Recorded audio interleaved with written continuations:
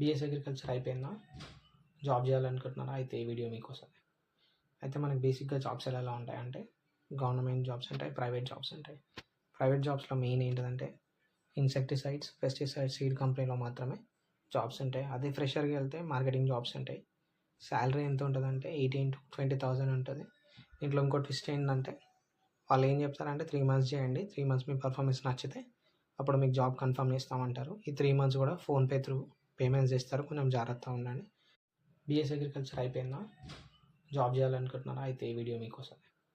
అయితే మనకి బేసిక్గా జాబ్స్ ఎలా ఉంటాయంటే గవర్నమెంట్ జాబ్స్ ఉంటాయి, ప్రైవేట్ జాబ్స్ ఉంటాయి. ప్రైవేట్ జాబ్స్లో మెయిన్ ఏంటిదంటే ఇన్సెక్టిసైడ్స్, పెస్టిసైడ్స్, సీడ్ కంపెనీలో మాత్రమే జాబ్స్ ఉంటాయి. అదే ఫ్రెషర్కి వెళ్తే మార్కెటింగ్ జాబ్స్ ఉంటాయి. శాలరీ ఎంత ఉంటుందంటే 18,000 to 20,000 ఉంటుంది. దీంట్లో ఇంకో ట్విస్ట్ ఏంటంటే వాళ్ళు ఏం చెప్తారంటే 3 months చేయండి, 3 months మీ పర్ఫార్మెన్స్ నచ్చితే అప్పుడు మీకు జాబ్ కన్ఫర్మ్ చేస్తామంటారు. ఈ 3 months కూడా ఫోన్పే త్రూ పేమెంట్స్ చేస్తారు, కొంచెం జాగ్రత్తగా ఉండండి.